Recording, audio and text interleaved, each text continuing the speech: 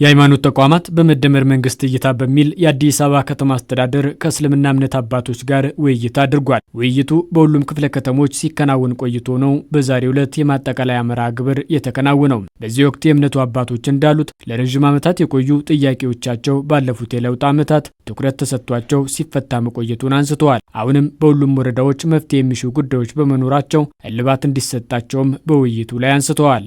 ከ54 ዓመት በላይ ስኖር አዲስ አበባ ውስጥ 9 መስጊዶች ነበሩ።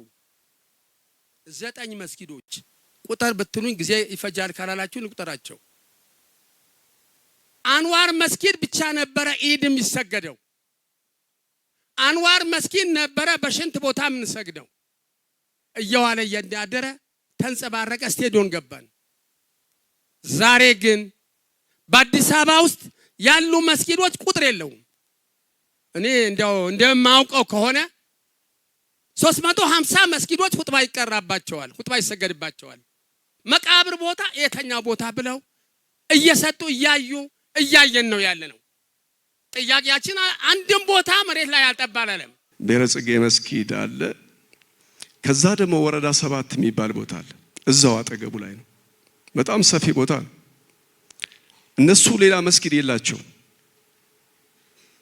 መስጊድ የላቸው አንድ ወረዳ ሙሉ ማለት ነው።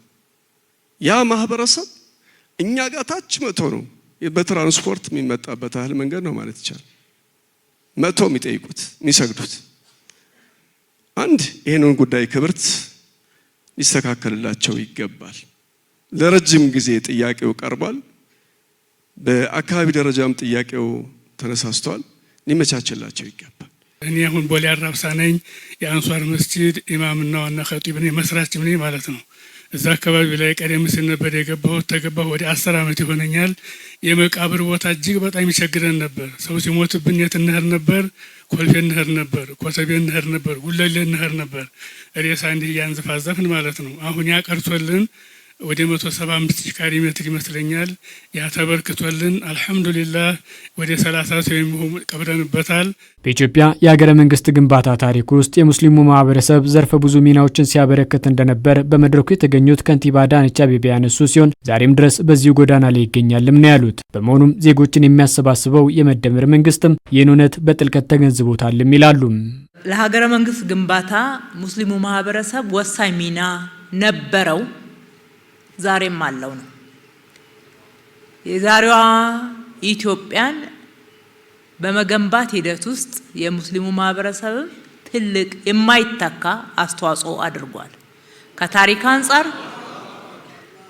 ከታሪክም አንፃር ቅርሶችን ከመጠበቅ አንፃር፣ የሀገር ሉዓላዊነትን ከማስጠበቅ አንፃር፣ ሀገርን ከማልማት አንፃር፣ ትውልድን ከማስተማር ከማነጽ በእነኚህ ዘርፎች ሁሉ ማህበራዊ ችግሮችን ከመፍታት ሀገር በተለያየ የማህበራዊም ሆነ ኢኮኖሚያዊም ሆነ ሌሎች የፖለቲካዊ ጉዳዮች ሲያጋጥማት አስተዋጽኦ ያላረገበት ወሳኝ የማይተካ ሚና ያልተጫወተበት ምዕራፍ የለም። እምነቱ በርካታ ታሪክና ትውፊት ያለው መሆኑን በመጠቆምም በዚያው ልክ የኢትዮጵያን ታሪክና እሴት የሚያጎላ መሆኑንም አንስተዋል። በመሆኑም በአግባቡ በመያዝና አዳዲስ እሴቶችን ጨምረን ማጉላት ይጠበቅብናልም ነው ያሉት።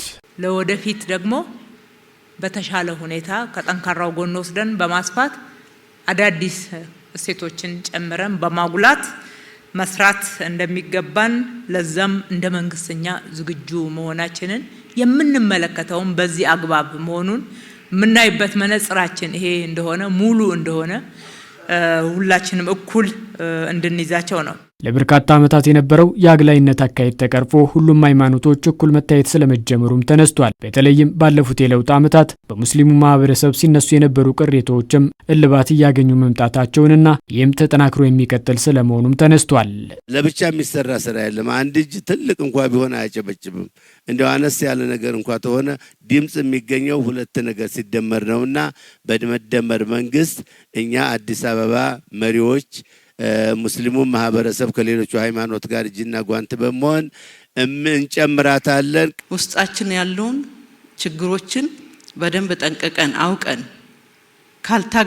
ካላስተካከል ነው ትልቅ ችግር ላይ መንወድቅ ስለሆነ እሱ ላይ ትኩረት መስጠት ያስፈልጋል የሚላለን። ሂጃብ እኮ አልተከለከለም። እኔ እኮ ሂጃቤን ለብሼ አይደለም ቁጭ ያልኩት እዚህ ማንም አይከለክለኝም።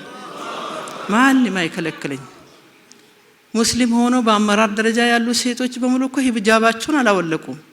የኔ ችግር ካልሆነ በስተቀር መንግስት አልከለከለኝም። ከዚህ ከውክልና ጋርም እኮ ትልቁን ምክር ቤት እኮ ሙስሊም ነኝ እኮ እኔን እየመራው ያለው የህዝብ ቤት በጣም ትልቁ ስልጣን ማለት ነው። ስለዚህ ውክልና ደረጃ እኔ አልሐምዱሊላህ ብንል ጥሩ ነው።